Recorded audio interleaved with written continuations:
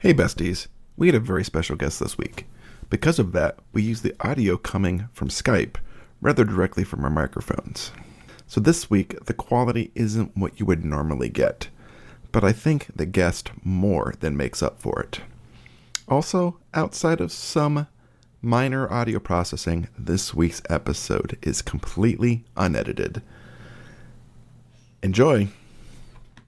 All right. Let's not bury the lead. We are joined this week by a guest that we've been teasing for, I think a year at least. So excited.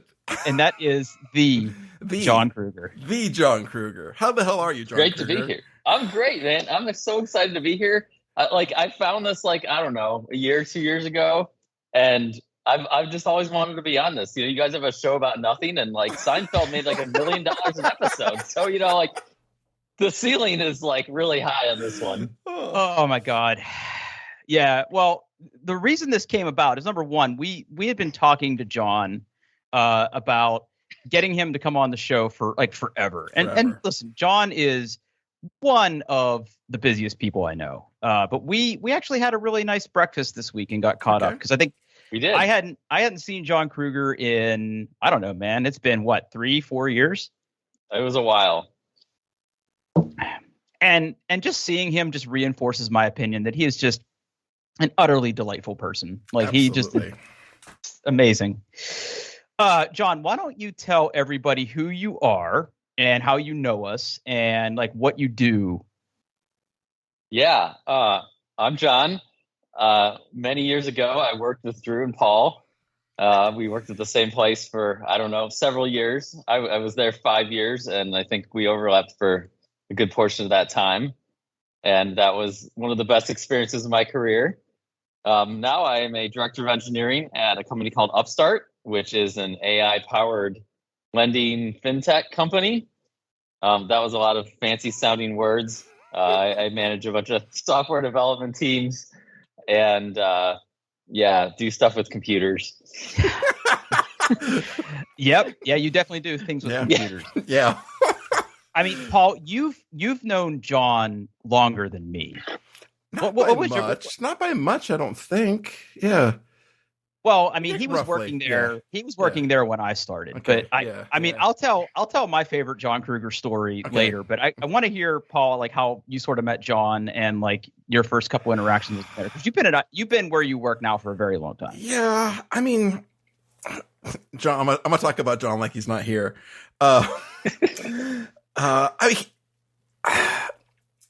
He was known in the Columbus community because of all the stuff he's done and giving talks in user groups and stuff. So everyone was kind of just vaguely aware of Jon Kruger.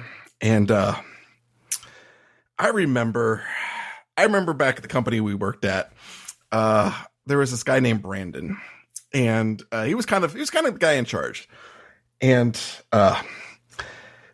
we had hired a whole bunch of consultants, and they were just mostly just awful. And I remember Brandon saying I want to get Jon Kruger. And I remember Brandon said that he talked to other consulting companies hey, they're what kind of person do you want to get? And they're I want to get people like Jon Kruger or Jon Kruger. And then they told Brandon that Jon Kruger would never work at a company like ours. And that made Brandon mad. Never tell him the odds. So I believe he started stalking Jon Kruger, figuring out where he was talking and going, and just kind of showing up there and talking to him. And eventually he started working there. And that's a good Jon Kruger story. Yeah. Yeah. It was just funny. Well, he just got him. Oh. And Jon is let's listen, Jon. I mean, we're going to be fawning over you for the next 20 minutes. Let's just be honest. But Jon is also forget about all the community stuff. Jon is actually a really good developer. Yeah. Oh, absolutely. Yeah. Amazing. Hell yeah. I mean, not only did he contribute to the projects and things that were happening there, I think a lot of policies and practices and stuff that he set a standard, I think, for a lot of the teams. I mean, what separates good and great, I think, are the soft skills, right? being able to have a conversation with somebody and getting to the root of the problem, being sympathetic, being able to communicate well. And Jon just set the bar high for all that stuff. High, super high. Yeah. Well, thank you all. Mm-hmm. Well, Jon, okay, my turn. So Okay. Jon was the first person at that job to officially assign me a ticket.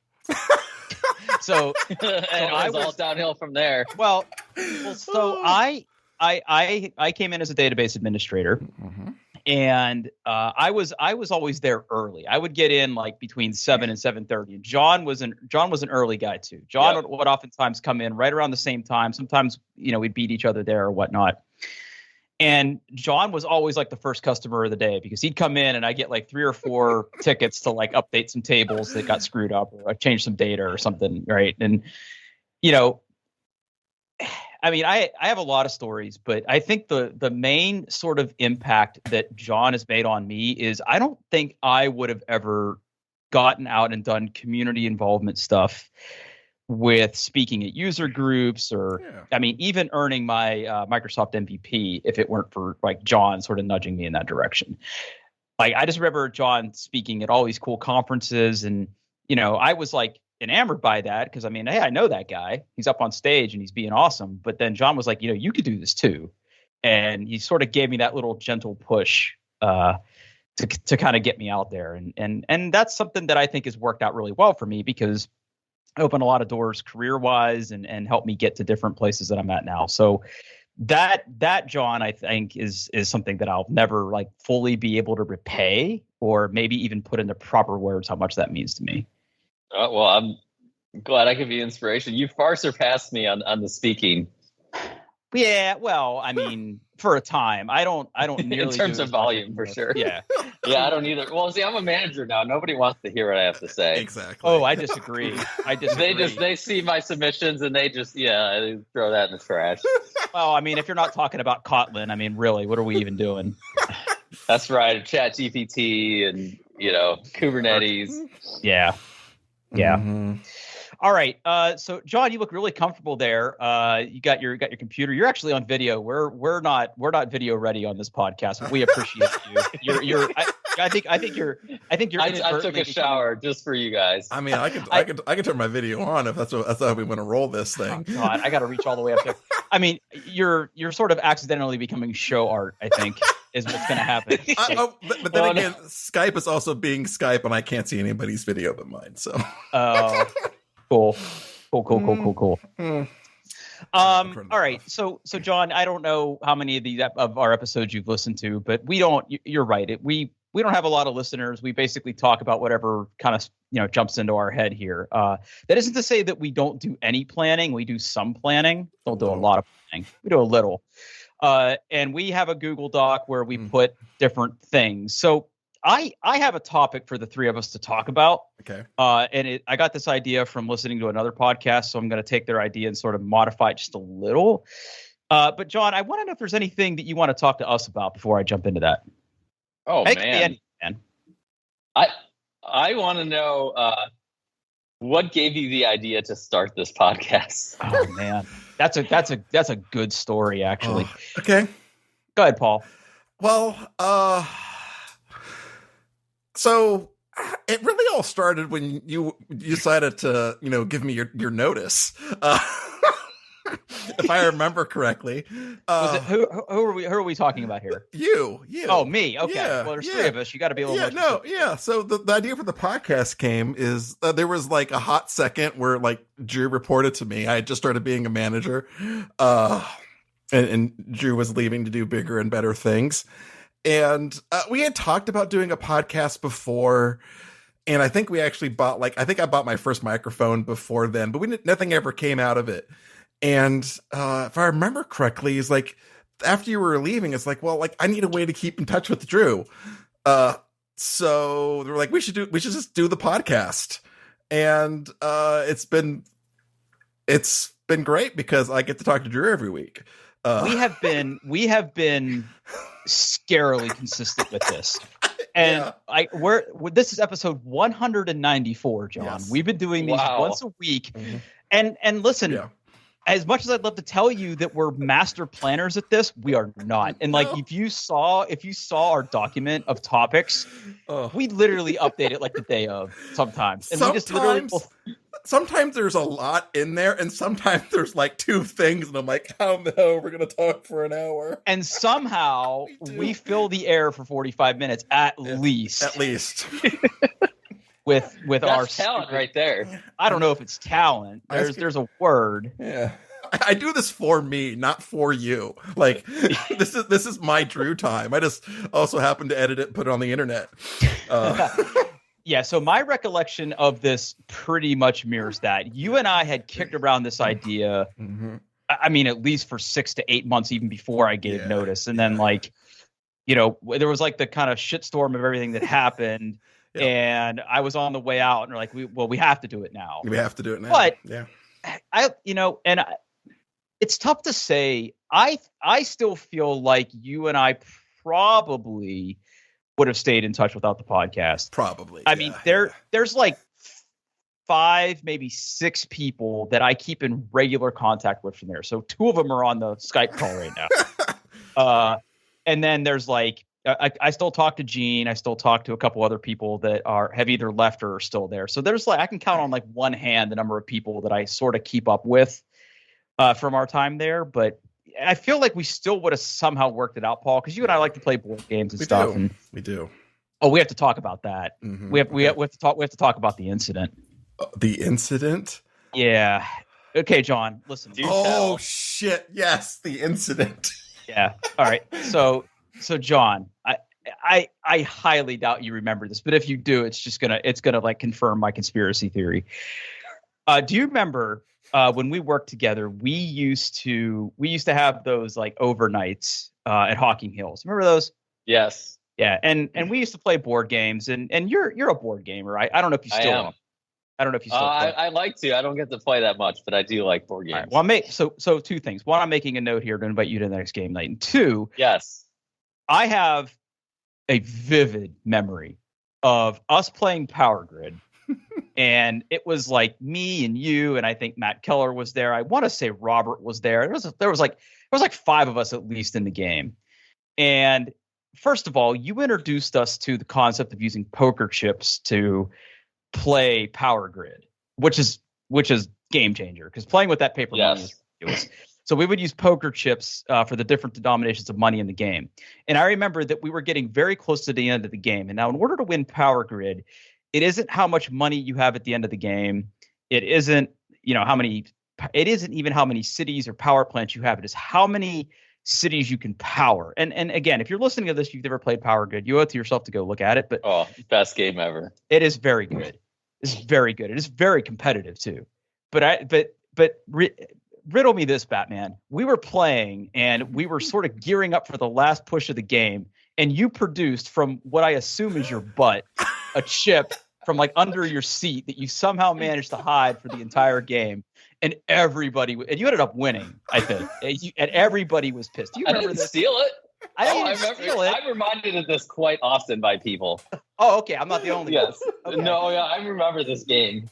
People don't let me forget it. Yeah. I'd say go look at the rule book and show me where it says I have to put my money on the table. Well, you have a legacy, and I don't know if you know this, but every time we play a game with friend of the show, Robert, the first question he asks in a new game is, can we hide our money? Yeah. See, it was a great idea. It's living on. It was like, and we had played a lot of board games up to that point, and no one had, really the audacity to hide their money, to not be able to strategize, and you just blew everybody away with that play, and it fundamentally changed our gaming group forever. So it did, yeah. And but literally now the rule is, unless it comes with a screen, everything has to be like on the table, like the Jon Kruger corollary. Yeah. Yeah, see, that's how I grew up playing. Like we played Monopoly and stuff like that, and it got intense. And yeah, everybody hid their money. We would get like a greeting card or a book, and we'd set it up and like put our money behind it so people couldn't see what we had. Yeah, because that's strategy. Like knowing, like, hey, this other guy, like, is he about to go out, or like, what's going on here? Like, you got to know that stuff. God, I wasn't even. It's a different world now. People don't let you play that way. I wasn't even in contention in that game, and I was pissed. Like I was like, God, you son of a bitch. All right. Somewhere Matt Keller is still upset about that game, though. Yeah, probably. No, he is. It comes up. I just remember the stunned look on his face, like, what in the world just happened? Oh, I mean, yeah. It was either like, I lost. He's mad that he lost, or just like, I can't believe you would do that. Probably both. Probably both. A little bit of both. He does not like to lose. That's for sure. Yeah. So I think what's going to happen is in our very new future, I'm going to try to organize like a power grid night, maybe like on a Friday or Saturday night, kind of later here, where we can all get together and really give it another go. All right, and I'll put my chips on the table just for you all. Yeah, you're damn right you will. Not even a question. Okay. So, anything else, John, you want to talk about before I launch into this? No, I'm curious to hear what's on your list. All right. So there's one thing on the list today. So, Paul and I are listeners to the Accidental Tech podcast, and they were talking about like back in the day computer stuff. And we're at a point now in our lives where I think most of us had floppy drives and other stuff that I don't think kids growing up today can even imagine. Like, I mean, a lot of us were using computers pre-internet, and there was a lot of formative stuff that happened. So basically, the topic tonight is this, and we're gonna shoot from the hip like we always do here. What I want to do is I want to go around the room, and I want you to think about 3 formative computers that you had. Like, it could be your first computer, it could have been the first computer you programmed on, it could be the first computer you bought with your own money. What made it special? Like, what did you learn from it? Like, what memories do you have from it? And like, how did it help you sort of like become who you are now? Like, I'm looking for 3. If you don't have 3, that's fine. Does it have to be computers I owned? Can it be computers I used? Oh, actually, yes. No. That okay. So I'm glad you brought that up because one of mine is a computer that actually 2 of them. Well, 1.5 of them I owned, and that's a little bit of a teaser. But yeah, it could be computers you used. So, Paul, I'm going to start in your corner of the screen here. Okay. We're going to do one each then? Yeah, we'll do one each. Okay. So, while this was not the first computer in my house, it is the computer that I spent the most time on when I was younger, and that was a Commodore 64. All right. So to set the scene, at that particular time, we were poor. We lived in a trailer. My dad had just got his first really good paying job, doing telephony stuff for a hospital. And they wanted someone to basically, by telephony, I mean like pulling cable. They wanted someone to write a program to basically like a very early kind of IVR thing, just something that we answer the phone and say like, hey, is this particular doctor available, or should I page them? And he volunteered to do that kind of on his own at nights. So the hospital bought him a Commodore 64 to do the programming on. Because there was this voice application. I mean, the Commodore 64 was legendary for its sound. And it could do a really, really bad computer-generated voice using this particular piece of software. I think it was called Sam. But he also had friends. I remember very clearly the guy's name was Burl. And while I didn't know it then, Burl was a software pirate. And he would come over with shoeboxes just full of like discs full of games, man. I just remember going through that stuff and putting it in there, and this like it was such a different time, right? There was no mouse, right? Like, you turn the computer on and you just get a blinking cursor. Like, okay, you figure it out, fucker. Like, I ain't helping you with anything. You want to learn how to load the game from the disk? Read the manual. And I just remember looking at that blue screen and what was it? Load quotation $ quote (8, 1) to list the contents of the disk and the first disk drive, I believe. Yeah, I'm pretty sure.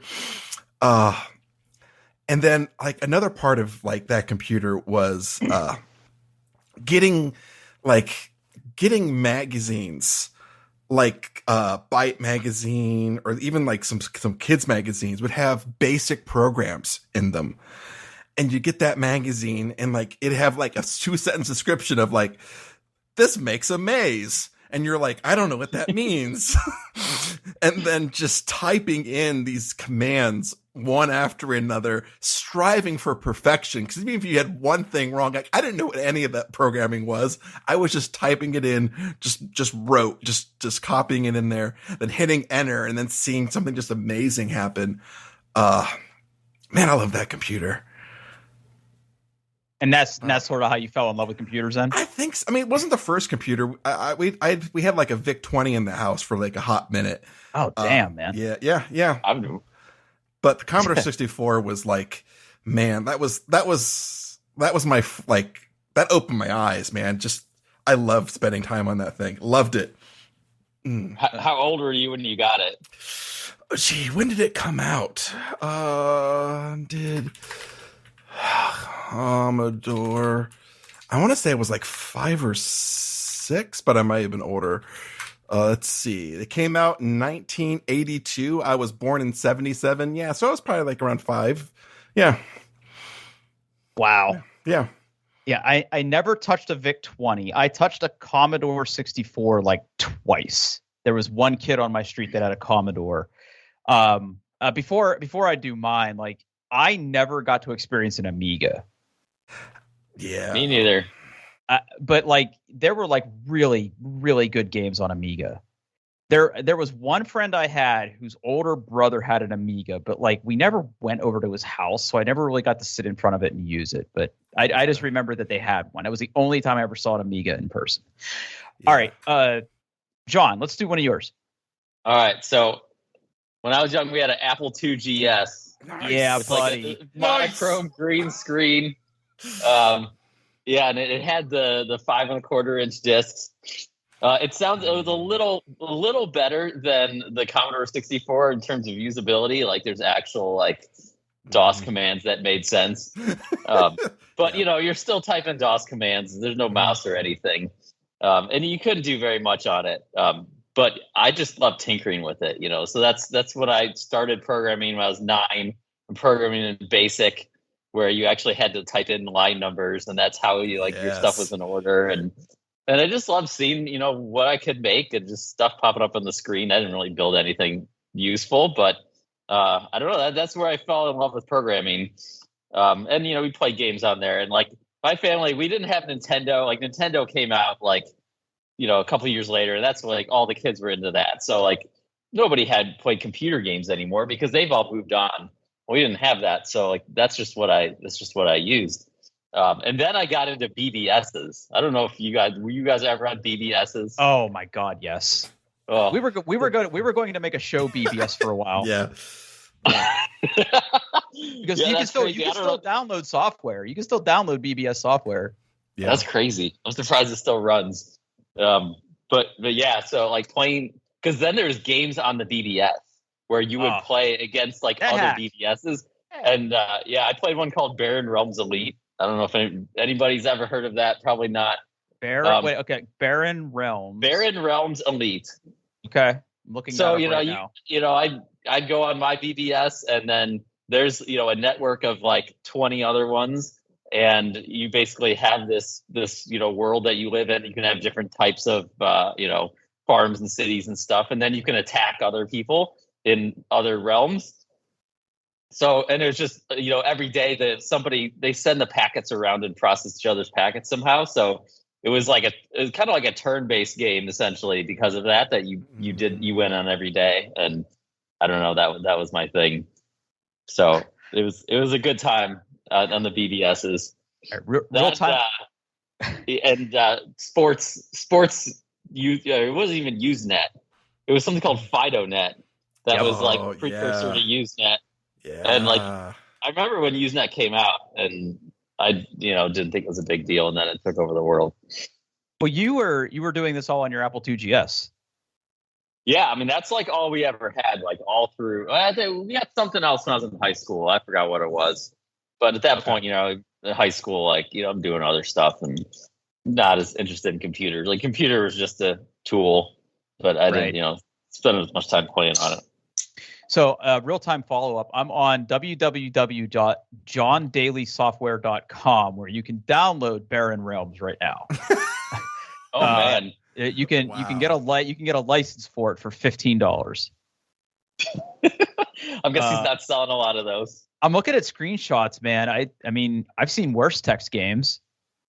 We should do this. I'm gonna look into this. Simple to learn, simple to play. Just like That's me. right.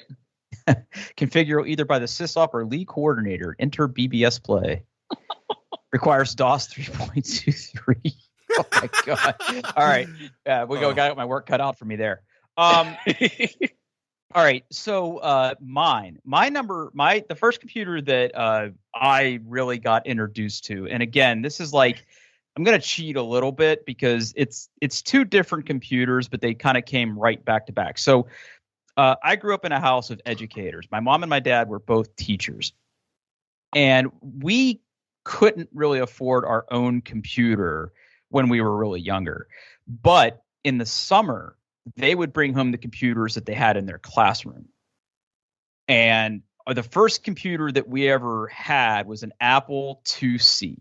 Nice. Now the Apple IIc, which, and again, we were also an Apple II GS family after that, by the way. And I'll get to why that one was a little more important in a minute here. But we had this Apple IIc, and if you look at a picture of it, it's very much like what you see or imagine when you think about the Commodore 64.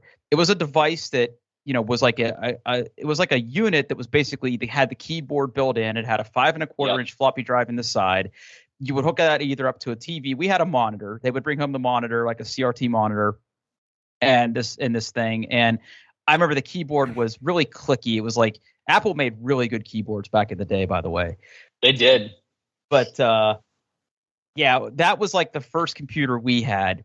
And I was a lot like you, John. Like, I was enamored with getting in and playing with BASIC and everything. But what really made it interesting for me is because my parents were educators, they also brought home like their software library in the summer too. And like any classic MECC game you can think of, Oregon Trail, Number Munchers, like even some really obscure shit, like where you had to like solve math problems to launch the space shuttle. Like, I'm not even making this up, right? Like we stuff, yeah. I had some of that. Yeah, and of course we had other games too, because there were some people that we knew that were also big Apple people, and they would give us some other games, and like we had a whole like disc Rolodex of 5 1/4 inch games that we would play on there. And that was like my real first, well, it wasn't, no, actually I take that back. It wasn't my first formative computer usage, but it was the first computer that I got to use on like a daily basis. It was like, I sort of cut my teeth on that. I had used PCs at my grandfather's house before, but those were like the first computers that I really got to use. And then when we got the Apple II GS, that's when I got to use programs like Apple Works. And I remember I was like in 3rd grade, and I was like the first kid in my school to hand in a report that was actually typed and printed. Nice. And it was done. And it was, I'm serious. Like everybody else, like this was back in the day. And I don't know if this is for you guys too, but like you had composition books. And if you had a report due, you wrote it in your book and you had to hand it in.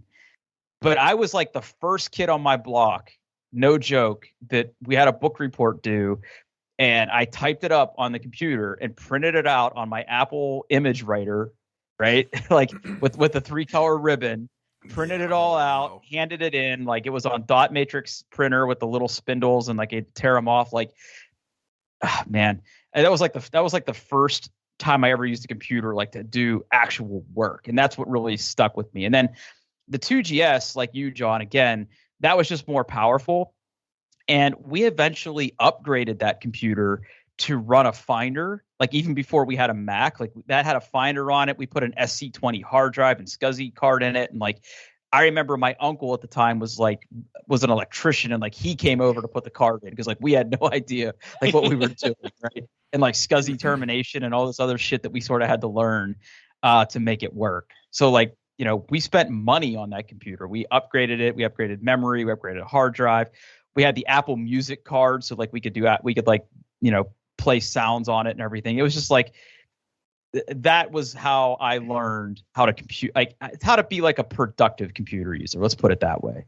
So very, very cool that we sort of had the same thing there. So,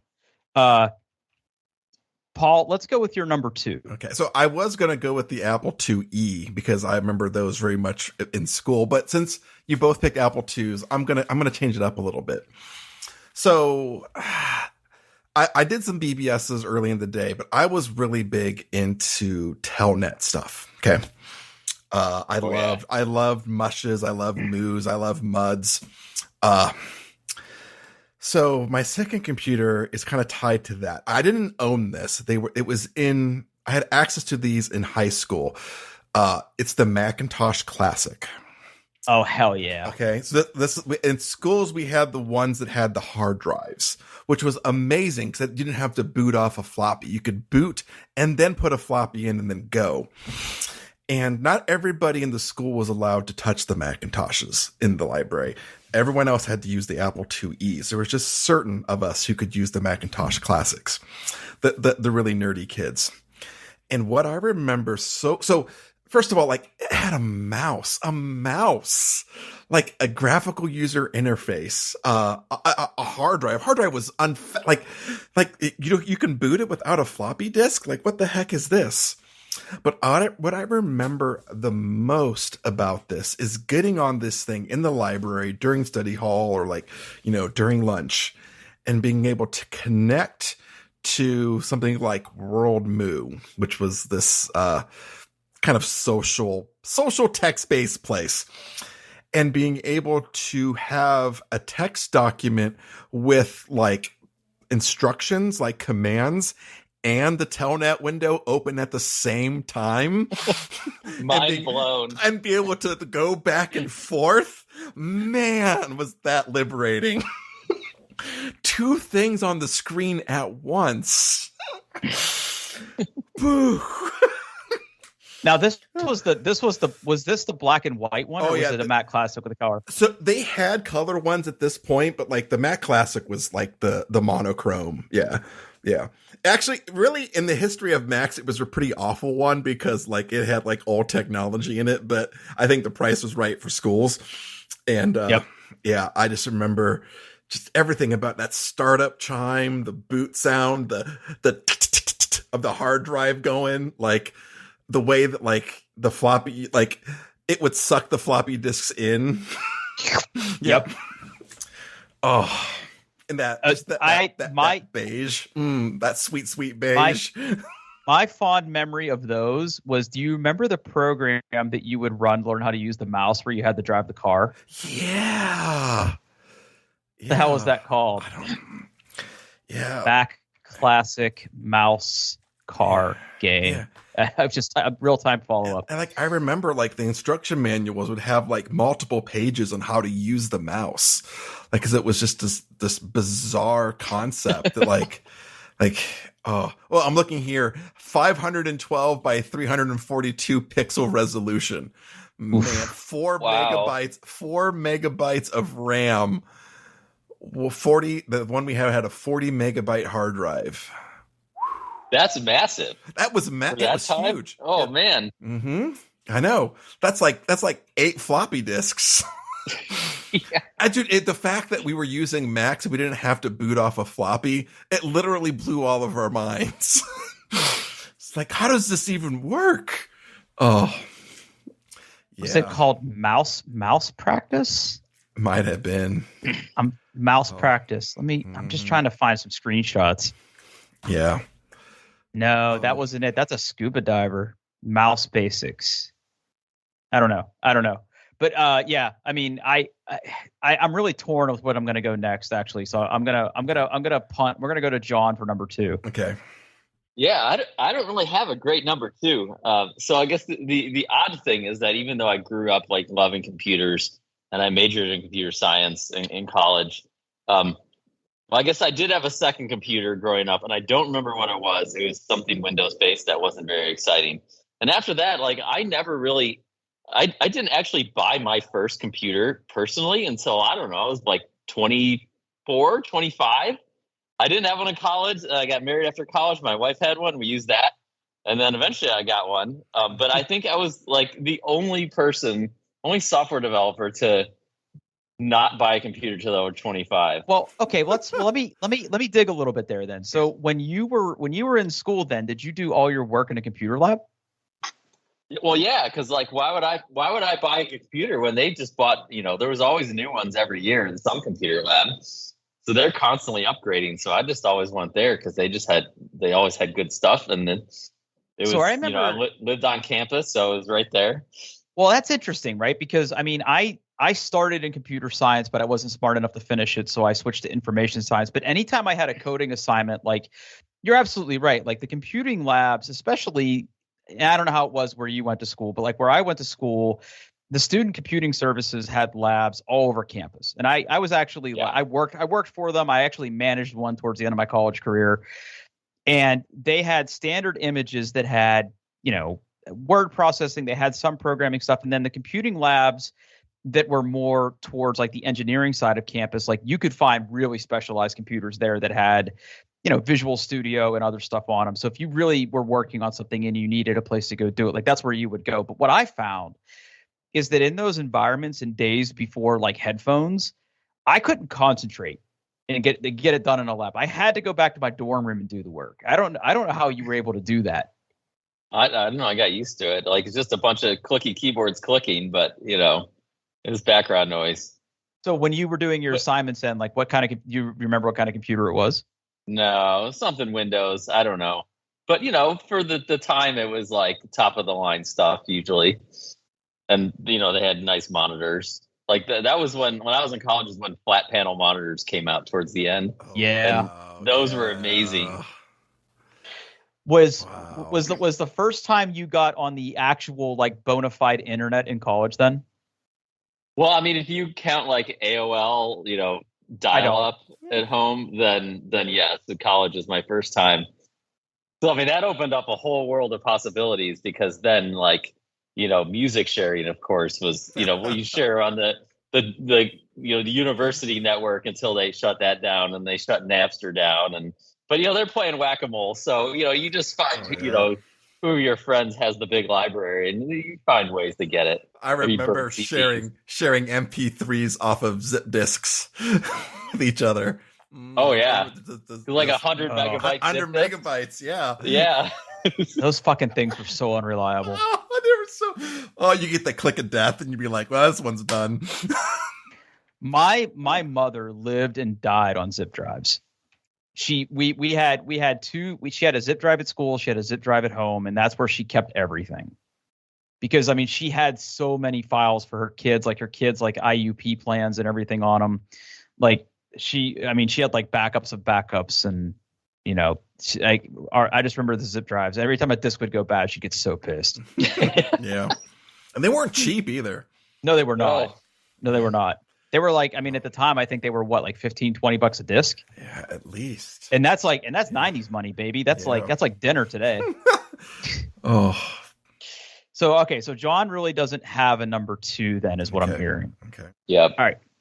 So my number 2 then is, and I debated putting this on my number 1.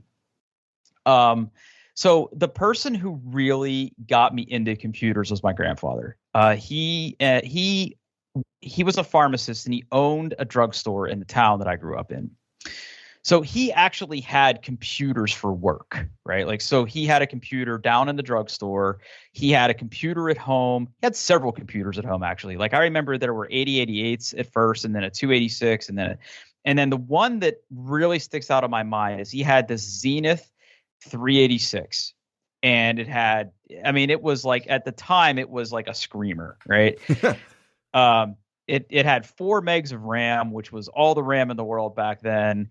And he had installed a sound card in it. And I just remember playing so many classic computer games at his house. Like every Sierra Online game that you could ever want. Right. The first time I ever played SimCity was at his house. The first time that I ever played Wolfenstein was at his house. Right. Oh, yeah. And like, I'm a big gamer these days. And I think I owe a lot of that to this old Zenith 386, and I don't even remember what the model was, and he had modified it. And my grandfather was a guy that loved to work with his hands, and like the first computer he ever built was a Heath kit. Like he actually built it and soldered it and put it all together. Oh wow. It's where I learned how to actually work with hardware too, because like if he was going to swap out the hard drive that was in it or install the sound card, like he would show me how to do it. I mean, that was the first time I ever played Microsoft Flight Simulator. And much like you guys have said, that was the first computer that I got quote unquote technically online with, because there was a local BBS one town over, like where I grew up. Every internet access phone number for like America Online, Prodigy, like all the internet services before we have the internet that we have today, they were all long distance.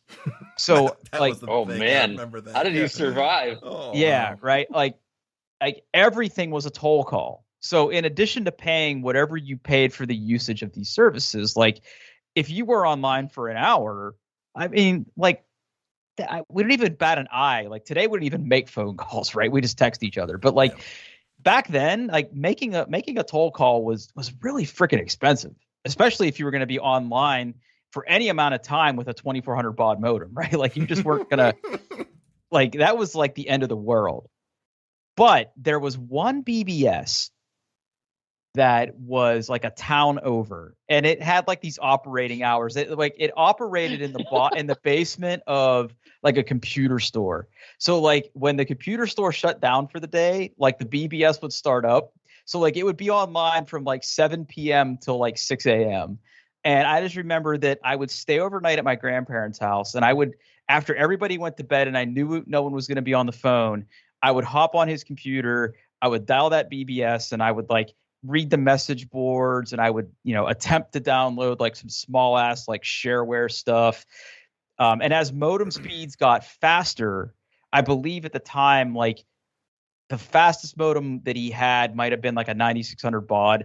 Like I was able to actually download some pirated games and stuff from it and everything. But like, just remember, like you, Paul, like you had to dial the modem, and like you had to like write your modem init script, and then you would connect, and you would open up the telnet, and it would render all this text, and it was just like absolutely magical, like just learning how to do all that stuff. So like that computer, and it was an IBM thing. Like up until that point, I'd only used Apple, and we didn't have a PC at the house then either. But that was just like, it just completely blew me away. What that computer was able to do versus the computer that I grew up with. So that really opened my eyes to like what more you could do. And of course, he also had access to business software. And like, I learned Lotus 123. I learned my first database, Q&A, is what he used to track all his like inventory and stuff for his drugstore. Like that was the first database I ever used, right? So like when you look back at all the skills I have now, it was stuff that I learned there.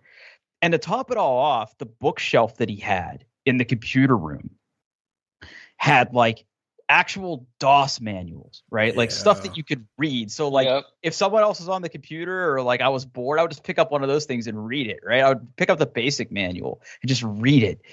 Oh man, like they just don't do it like that anymore. Like an actual physical book that you'd hold in your hands. And I'd be like, hey, could I borrow this? And he'd be like, sure. Like I'd take it home and like read it cover to cover. Oh man, that one. I had those books. Yeah. Like the actual DOS and like Windows books. What else? I mean, he had like all sorts of reference manuals. It was just like, I mean, and like this was when I was like 7, 8, 9, 10 years old, right? So it was like very, very formative. And I have just such vivid memories of like playing those games and everything. It was just such a wild time. All right, Paul, let's go number 3. All right. I'm going to go with the first computer that I ever built from components. This was with my dad when I was in high school. I believe it was in 92. It was an Intel 486 DX2 that ran at a whole whopping 40 megahertz. Wow. And math coprocessor too, not that SX bullshit. Mm-hmm. So I remember we built this thing because we basically want to play PC games, right? Because this was the time, like the early time, where like you could walk into a Kmart and they'd have like box software you could buy, and like things like Babbage's were popping up. You could walk in, and oh my God, browse games. So we built this computer. And what I remember most about it was like the history of like we had with this thing.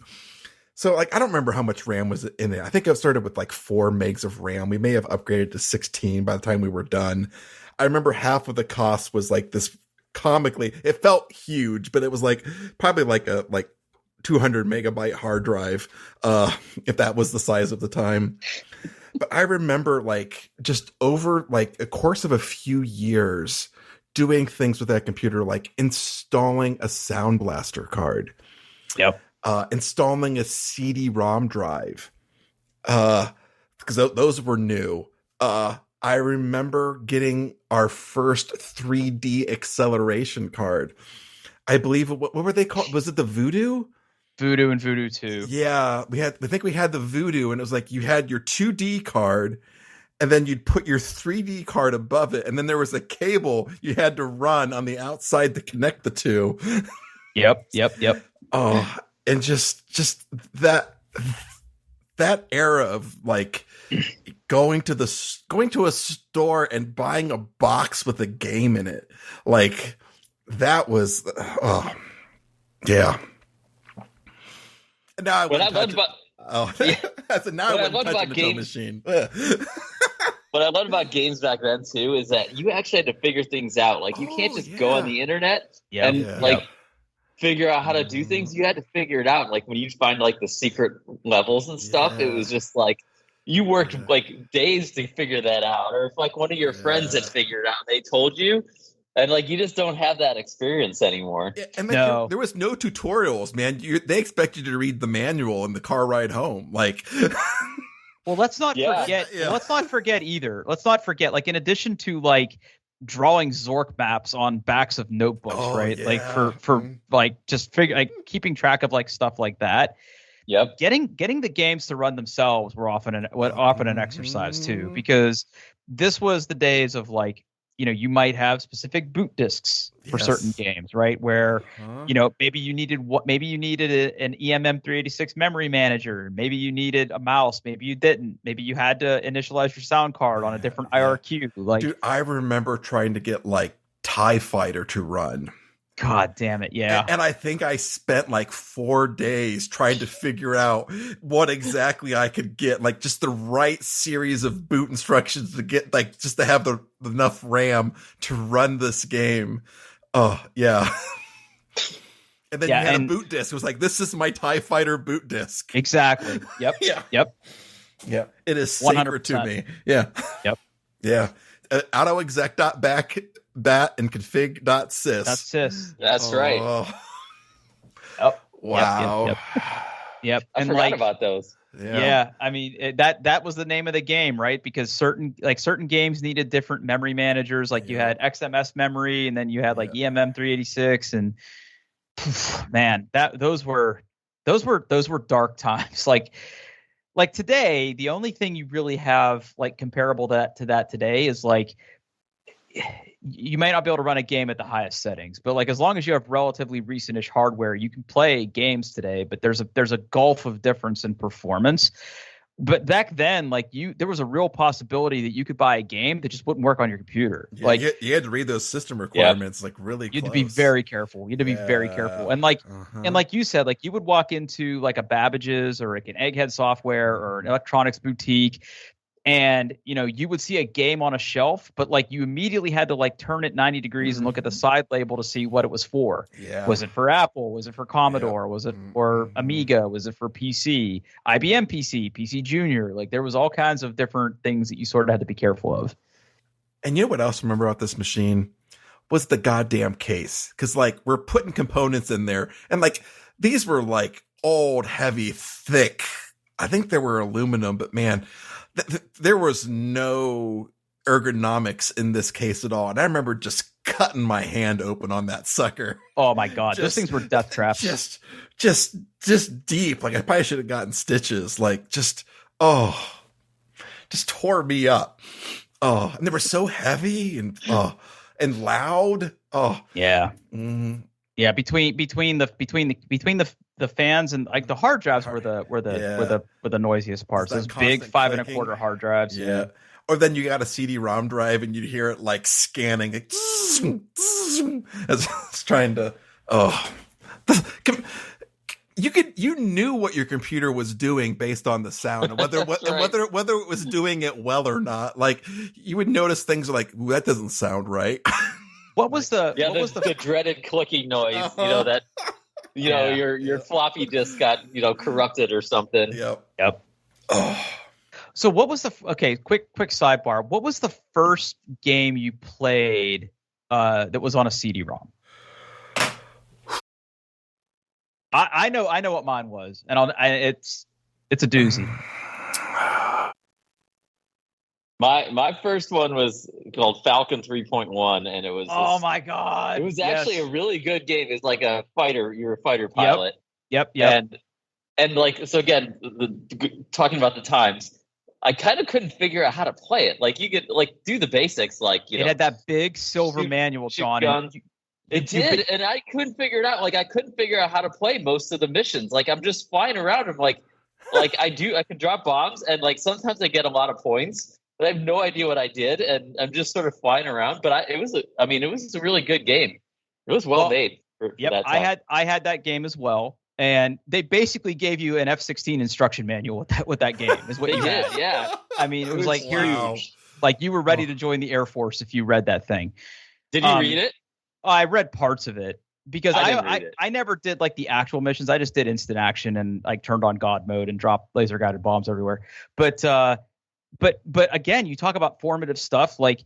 I think I've talked on this program before. Like now, I mean, flight simulators with modern hardware, like not just Flight Simulator, like on PCs, they have this suite of games called DCS World, where the DCS World is free, quote unquote, free to play, but you can buy aircraft for it. So, like in Falcon 3.0 and 3.1, you flew as an F-16 Fighting Falcon. Well, with DCS World on Steam.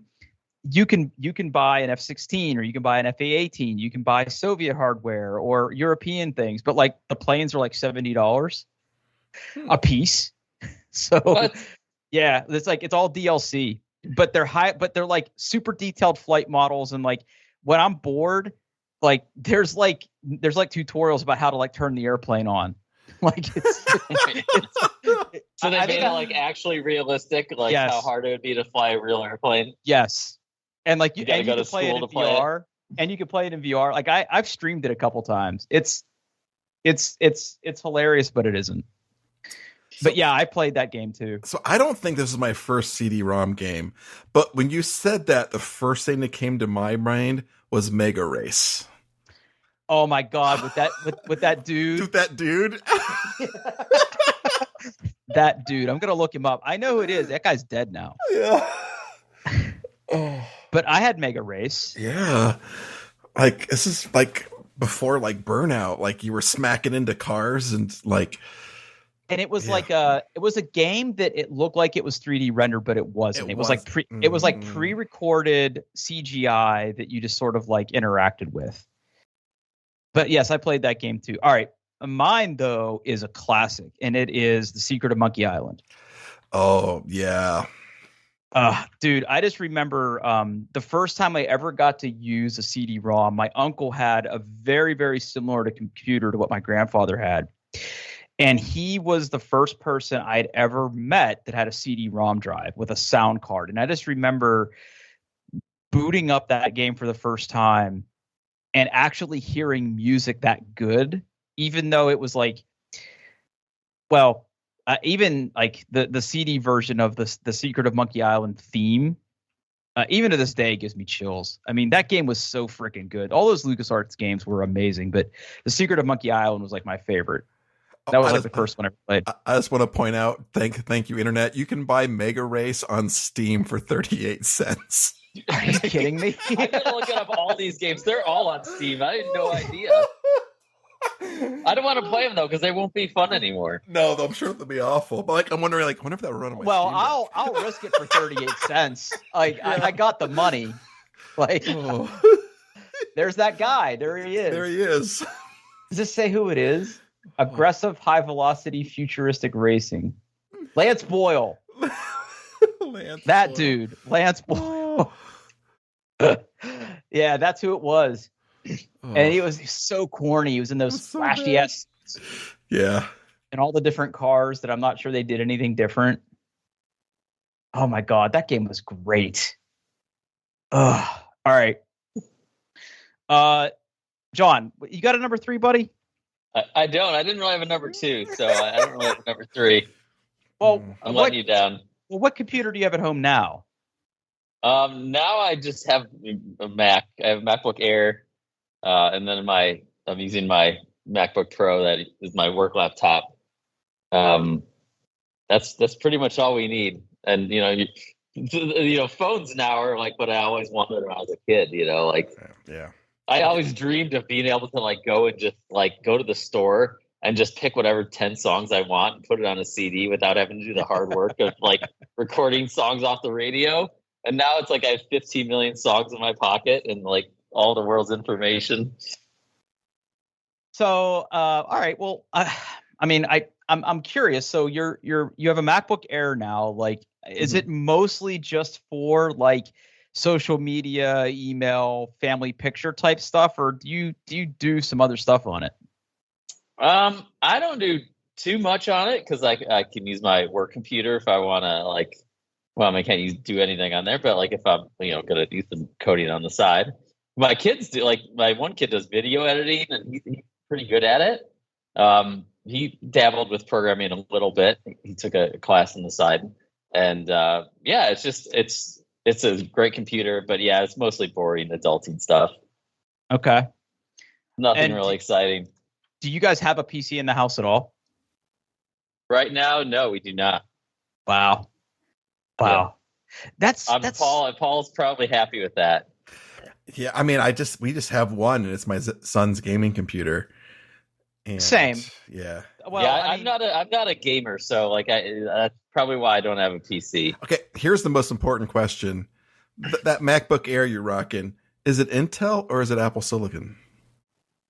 Oh, it's a couple of years old, so it's still Intel. Oh, you got to replace that sucker, man. Oh. I know. I mean, I have the M1 at work, and it's amazing. Same. I had no idea it would be that much better.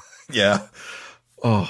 What was cool was when I was at Microsoft, you're allowed to bring your own computer. I mean, you basically make it device, company managed, but I used a Mac at Microsoft, which everybody got a huge kick out of. And then I actually upgraded to an M1 right before I left Microsoft, and then Databricks sent me another M1. So I've got 2 M1 MacBook Pros here that I'm rocking right now. Nice.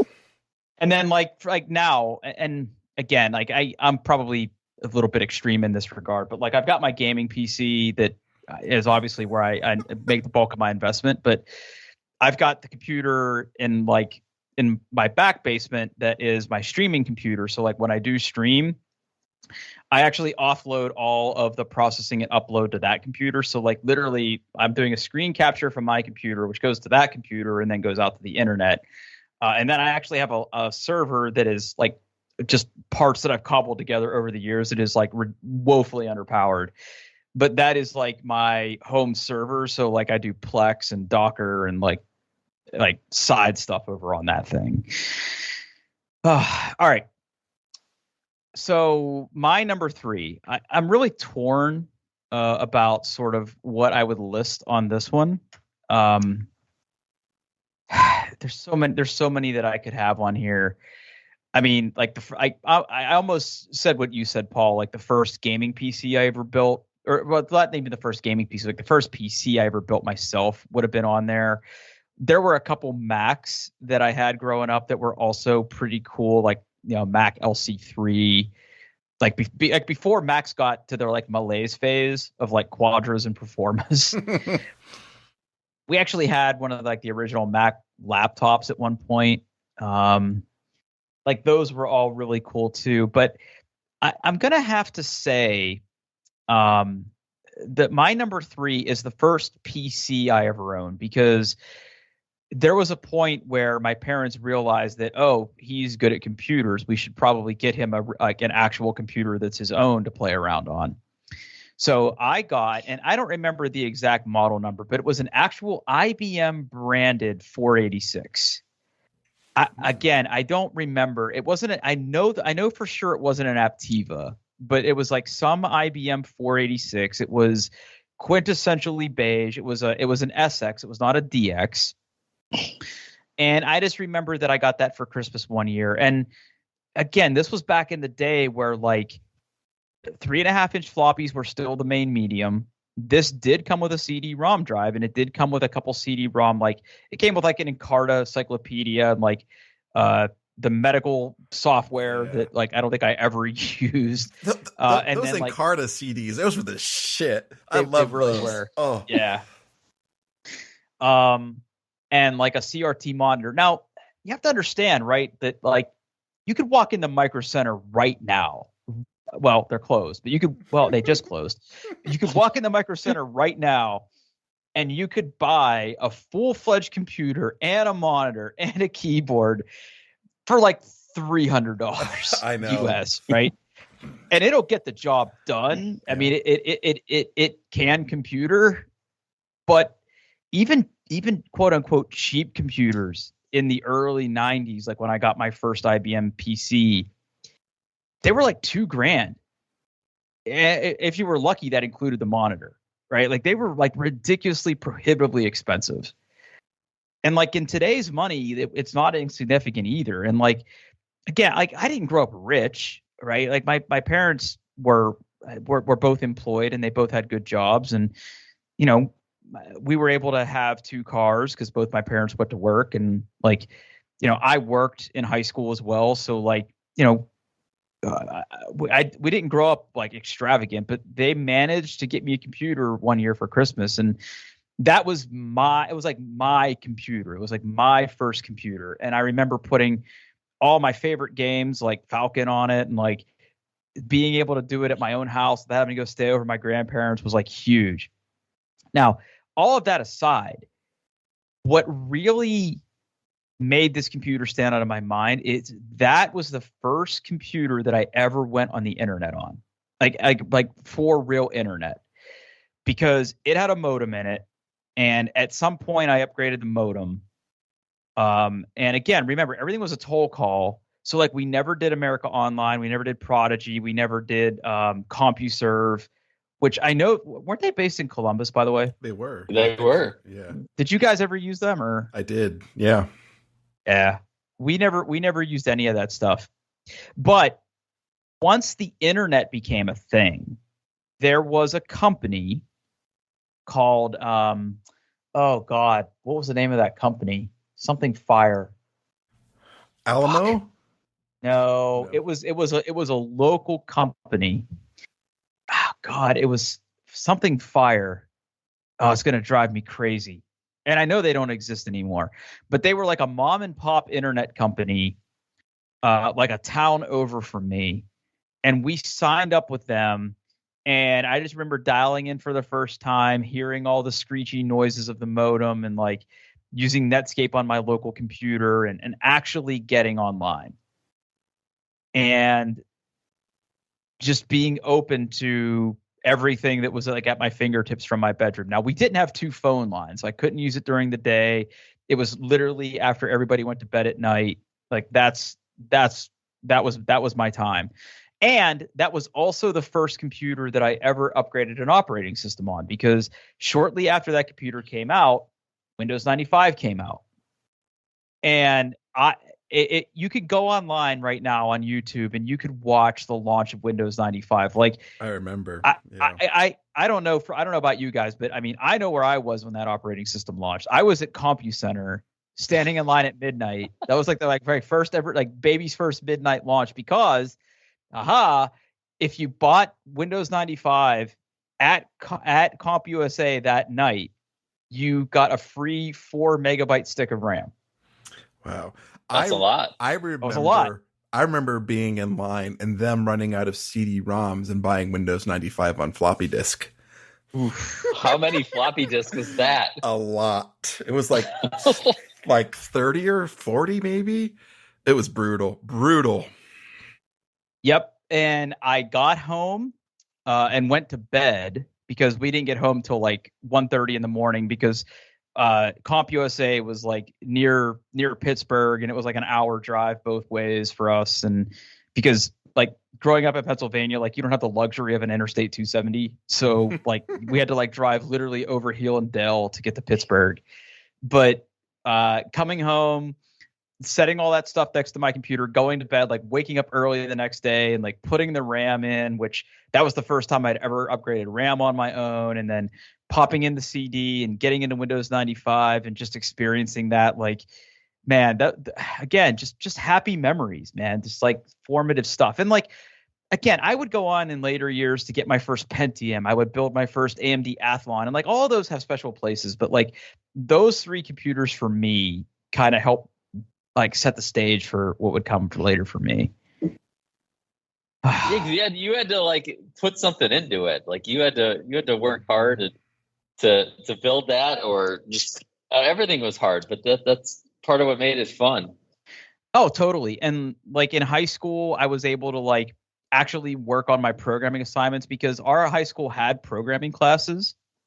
So like year 1 and year 2 was all basic. Right. So we would do QBasic.exe, right? Like, yeah. Like with the gorillas, with the gorilla game.